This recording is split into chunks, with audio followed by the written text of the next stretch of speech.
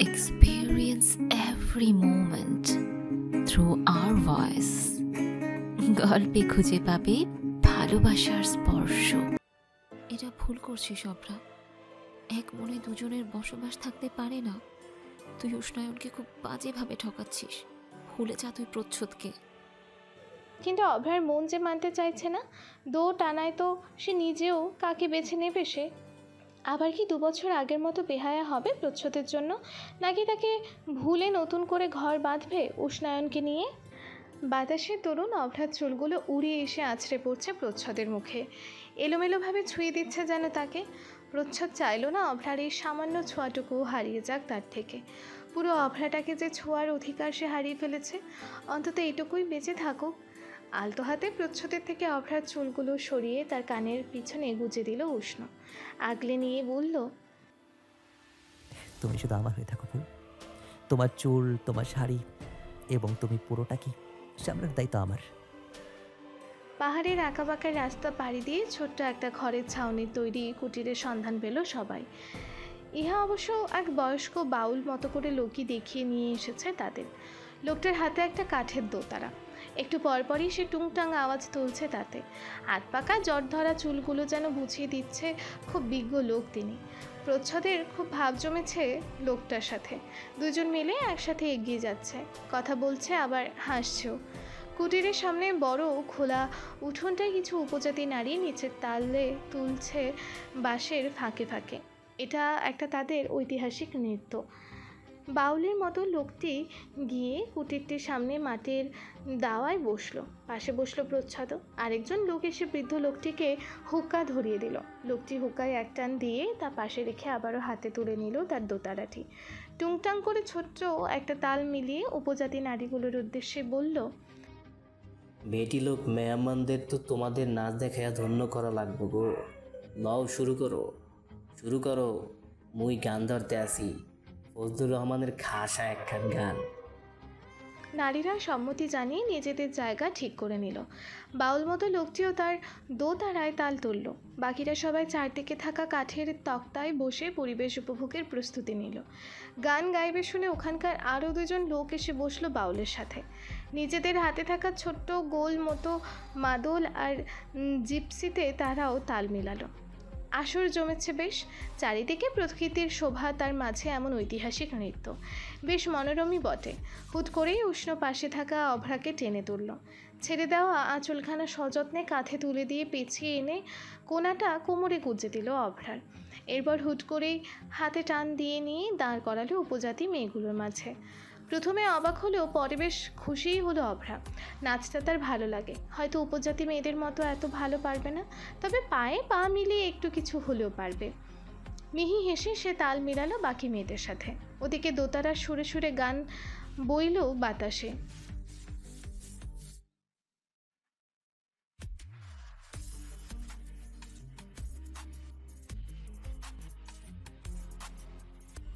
প্রচ্ছদের দৃষ্টি নিবদ্ধ হলো অভ্রার পানে।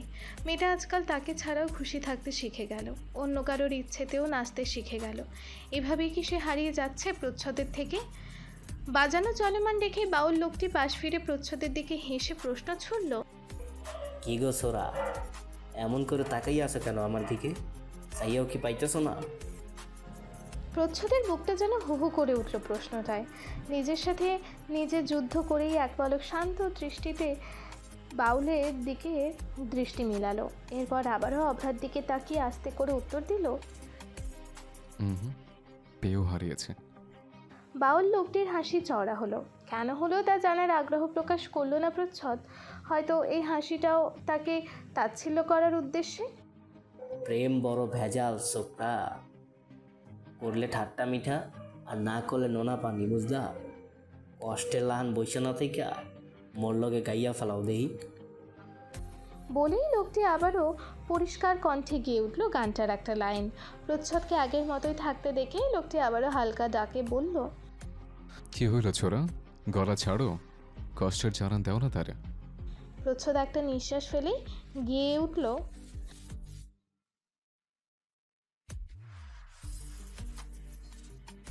ভিন্ন কণ্ঠের স্বাদ পেয়ে সকলেই তাকালো প্রচ্ছদের পানে। সকলেই আলতো হাসলো। শুধু হাসি বিলীন হলো অভ্রার। পায়ের গতি ধীর হয়ে এলো তার। চঞ্চল আঁখি দুটো স্থির হলো প্রচ্ছদে। বাউল লোকটি আবারও গেয়ে উঠল একটা লাইন। অভ্রার ভ্রম কাটল, স্বাভাবিক হওয়ার চেষ্টা চালালো মন থেকে। নাচে মন দিল সে। বাউলকে অনুসরণ করে প্রচ্ছদ গেয়ে উঠল, ডুবিয়া মরিলাম, মরিয়া ডুবিলাম, তোমারই প্রেমে পড়িয়া, ইন্দুবালা গো, ইন্দুবালা গো। সম্পূর্ণ গান শেষ হওয়ার পর প্রচ্ছদ ঢোক গেলে চোখ বুঝল। অন্তরের কষ্টগুলো যেন পাথর আকার ধারণ করে বসেছে আজ। কতটা কষ্ট জমেছে তার পরিমাণ হয়তো কখনোই করা সম্ভব নয়। ভীষণ কাঁদতে ইচ্ছে করছে আজ প্রচ্ছদের। কিন্তু কি আশ্চর্য, চোখ দিয়ে তার একটা ফোঁটা পানিও বের হচ্ছে না আজ। অথচ এই চোখের জলেই ছিল অভ্রাকে নিজের প্রতি দুর্বল করার এক মোক্ষম অস্ত্র। ফেরার পথে পুরোটা পথ প্রচ্ছদ নীরব ছিল। চোখ দুটি তার বন্ধ ছিল। সে ছিল গভীর ভাবনায় মগ্ন। চিন্তার একখানা ফল বের হয় সব সময়। প্রচ্ছদেরও তা হয়েছে। ফলটি হলো অভ্রার লাভ। যেভাবেই হোক ওই শ্যামবর্ণীয় অভ্রাকে তার চাই, যে কোনো প্রকারে। কিন্তু তার জন্য উষ্ণকে আগে সরে আসতে হবে। প্রচ্ছদ পারবে না উষ্ণকে নিঃশেষ করে দিতে। আপন ভাইয়ের চেয়েও উষ্ণ বেশি তার নিকট। অভ্রাকে খারাপ প্রমাণ করেই সে আলাদা করবে দুজনকে। তারপর অভ্রা তার আজীবন আগলে রাখার মতো এক মূল্যবান সম্পদ তার অভ্রা। সবাই বাড়ি ফিরতেই প্রণতি দেবী এসে অভ্রাকে জানালো তার দিদা শাশুড়ি গতকালকে গয়া পরিভ্রমণ করে ফিরে এসেছে বাড়িতে। অভ্রা যেন গিয়ে তার সাথে একবার দেখা করে আসে। প্রণতি দেবী এটাও বলল যেন শাড়িটা পাল্টানোর আগেই যায়। সেকেলের বৃদ্ধা প্রণতি দেবীর মা, তাই যেন শাড়ি পরেই দেখা করে আসে। এমনিতে তিনি বাড়ি থাকলেও সারাক্ষণটা একটা ঘরে বসে থাকে, বের হন না। তার খাওয়া দাওয়া সবই সেখানে হয়। তাই পরবর্তী সময়ে অভ্রা কী পড়লো না পড়লো তা নিয়ে কোনো সমস্যা নেই। অভ্রা মানল। আঁচলটা কাঁধে টেনে নিয়ে বাকি সবার সাথে এগিয়ে গেল দিদা শাশুড়ির ঘরে। ঘরে ঢুকেই প্রণতি পরিচয় করিয়ে দিল অভ্রাকে। মা, এই হলো তোমার হবু নাত বউ, তোমার আদরের নাতনি উষ্ণের বউ। অভ্রা প্রণাম করলো প্রণতির মাকে। বৃদ্ধা আগলে তুলে নিজ বরাবর খাটে বসাতে বসলো অভ্রাকে। খুঁটিয়ে খুঁটিয়ে দেখতে লাগলো অভ্রাকে। ভয় পাচ্ছে অভ্রা। বৃদ্ধার কি তাকে পছন্দ হয়নি? কিন্তু চিন্তার বিপরীতে পরক্ষণে বৃদ্ধা হেসে কুটি কুটি হয়ে বলল, আহা, এই জন্যই তো কই আমার নাদিরাই কার লাইগা এত পাগল হইল। বউ একখান খাসা খুঁজে আনলো। ও গো আমগো উৎস। উর্মি হেসে বলল, হ্যাঁ গো দিদান, ঠিকই বলেছ তুমি, খাটাসি বটে। প্রণতি হেসে বলল, উষ্ণের যে ধাঁচ, আমরা তো সবাই ভয় পাচ্ছিলাম উর্মির আগেই না বিয়ে করে বউ নিয়ে হাজির হয়। ভাগ্যিস শুধু আশীর্বাদটুকু করে রেখেছে, নইলে তো পাড়ায় মান থাকতো না আমার। উর্মি উৎকণ্ঠা হয়ে অভ্রার পাশে বসতে বসতেই বলল, জানো বৌমনি, সেদিন যখন দাবাই হুট করে এসে সবার সামনে বলল তার একটা মেয়েকে পছন্দ হয়েছে, বিয়ে করলে তাকেই করবে, আমরা সবাই তো তখন হাঁ করে তাকিয়েছিলাম ওর দিকে।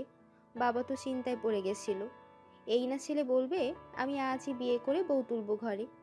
সেদিন সারাটা দিন যা একটা কাণ্ড হয়ে গিয়েছিল না বাড়িতে। অবশেষে তার কথা বাধ্য হয়ে বাবা জিজ্ঞেস করলো, মেয়ে কেমন, কোথায় থাকে, নাম কি, ঠিকানা দাও। তখন ভাই একটাই উত্তর দিল, যে সে জানে না কিছুই, সিএনজিতে দেখেছে শুধু একবার, বিয়ে করলে তাকেই করবে। এই কথা শুনে তো আরও একবার তবদা খেলো সবাই। দুদিন পরে আবার কোথা থেকে জোগাড় করে তোমার ঠিকানাটা এনে দিয়েছে ও নিজেই। এরপর তো প্রস্তাব নিয়ে সোজা তোমার বাড়ি, বুঝলে। অভ্রা শুনলো উর্মির কথা, চিন্তা করলো উষ্ণায়ন আবার তাকে কবে সিএনজিতে দেখলো কে জানে। বাচ্চাদের দুষ্টমিষ্টি কথার আসর জমতেই বড়রা যেন চুপচাপ সরে গেল ঘর থেকে। তারা যেতেই প্রণতির মা অভ্রার হাতের ডাঁটি ধরে বিচক্ষণার সাথে উৎসাহ নিয়ে বলল, আমার উৎস ভাগ্য কইরা তোমায় পাইছে, বুঝলা। এক্কেরে খাঁটি জিনিস, শরীরটাও এক্কেরে পক্ক পাকা, বুঝলা। নাতবো, আগের দিনের প্রেম আর এখনকার দিনের প্রেমে বহুত তফাৎ। এখনকার পোলারা চায় মাইয়ারা যাতে থমনা থমনা শৈলের থাহে, মাইয়ারির ফুইল্লা থাকা বুকের ভাঁজ পোলারির নিশা কাম করে। তারা চায় মেয়ারিও যাতে তাদের সামনে সম্মান তালে বিছানা কাঁপায়, কিন্তু তারা কি আর জানে আগেকার দিনের প্রেমের কথাগুলান? তারা তো জানে না মাইয়ারা লাজুক হইলে কেমন মজা পাওয়া যায়। সিকনা সাকন মাইয়ারিরে আয়াতেও আনতে কতটা শান্তি। ফুলাইয়া থাকা বুকের থাইয়া সুডোহাডো বুকের ভাঁজ খান আসলে লুকাইয়া রাখার কি মজা। বিছানা না কাঁপাইয়া এই সময়ে লজ্জারাঙা হওয়া মাইয়ারির মাঝেও যে কি অমৃত লুকাইয়া থাকে তা তো আজকালের পোলাডি বুঝারও পারে না। কিন্তু আমার চোখে কইতাছে আমার নাদিডায় তেমন একখানে অমৃত পাইছে। দেখো নাতবু, তোমারে আমার নাদিডায় আর সারবারও চাইব না। বৃদ্ধার মুখে কথা আটকায় না, কিন্তু এইদিকে যে অভ্রার কান দুটো গরম হয়ে উঠেছে। লজ্জায় তার গাল দুটো যেন এখনই লাল বর্ণ ধারণ করেছে। লজ্জায় কারো দিকে মুখ তুলে তাকাতে পর্যন্ত পাচ্ছে না সে। এদিকে উর্মি আর রজনী তো ব্যস্ত মুখ টিপে টিপে হাসতে। রজনী তো পট করে বলেই বসলো,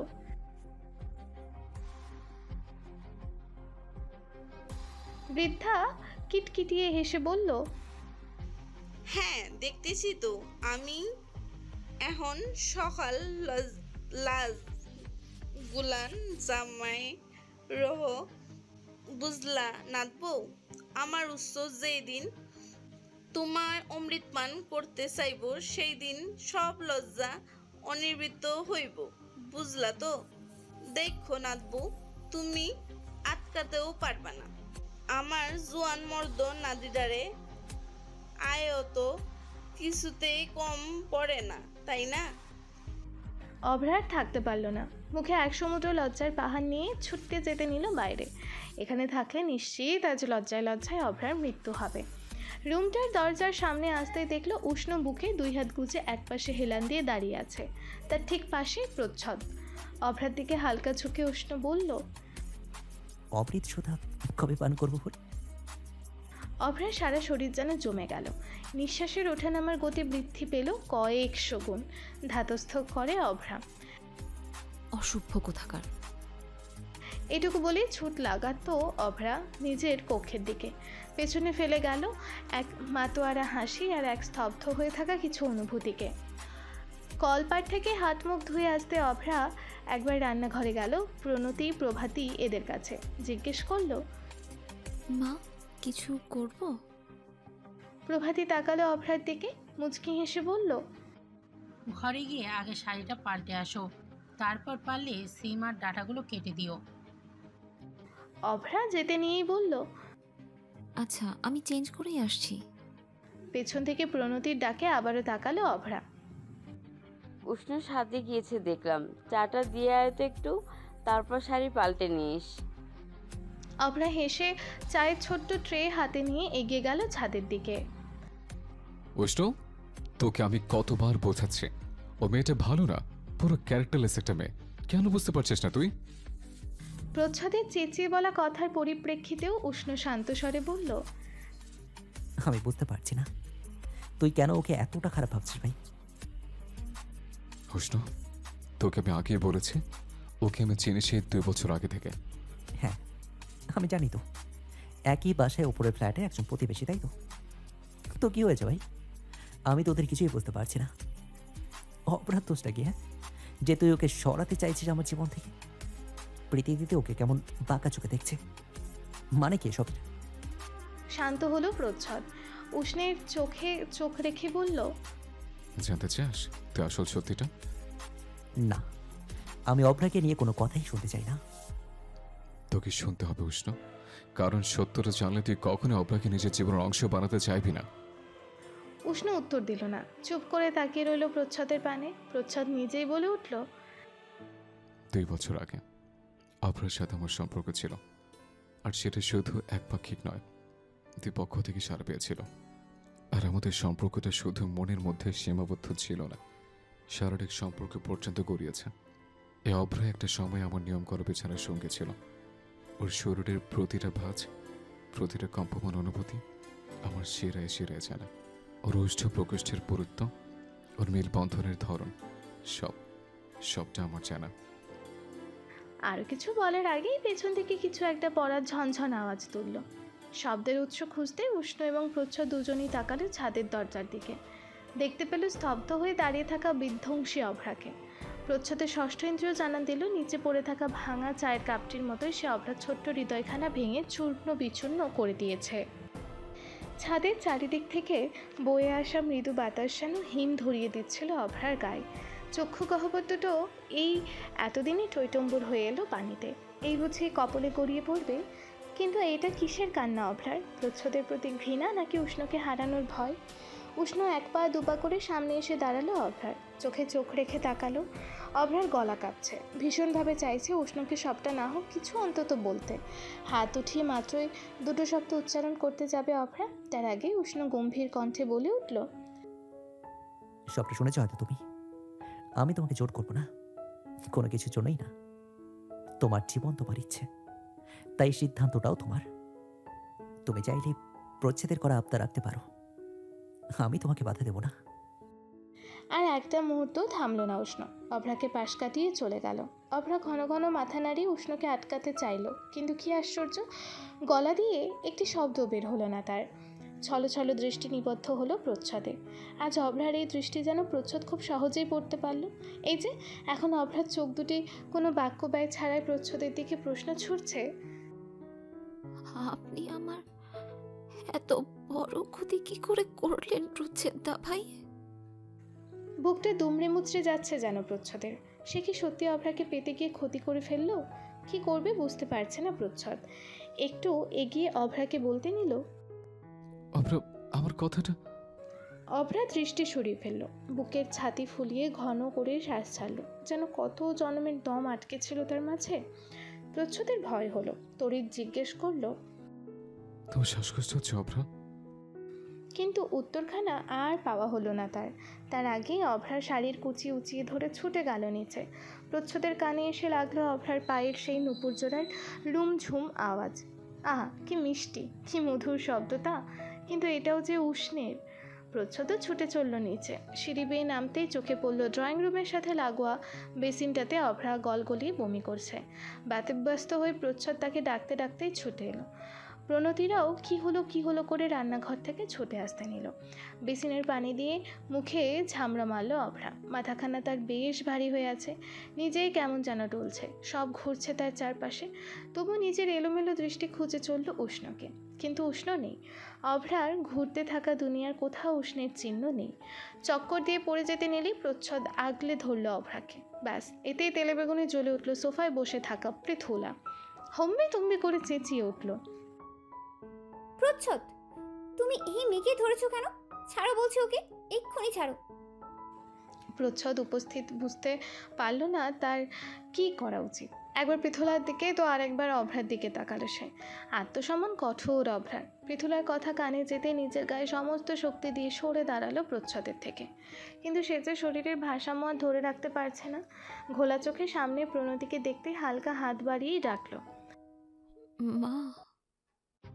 বলতে বলতে হেলে পড়ল পেছনে। সবাই হুমড়ি খেয়ে এসে কোনো মতে ধরল তাকে। নয়নার কোনো মতে অভ্রাকে নিচে পড়া থেকে বাঁচালো। প্রচ্ছদ আবারও তাকে ধরতে নিলেই প্রভাতী কড়া চোখে আঙুল উঁচিয়ে বাধা দিল ছেলেকে। ধরবি না তুই ওকে, যা গিয়ে বইয়ের আঁচলে লুকিয়ে থাক। সবাই মিলে অভ্রাকে সোফায় শুইয়ে দিল। উর্মি ভীত কণ্ঠে জিজ্ঞেস করলো, হঠাৎ কি হলো ওর? দাভাইকে কল করব? রজনী বর মানা করে বলল, এখন লাগবে না, আগে বুঝতে দাও কি হয়েছে।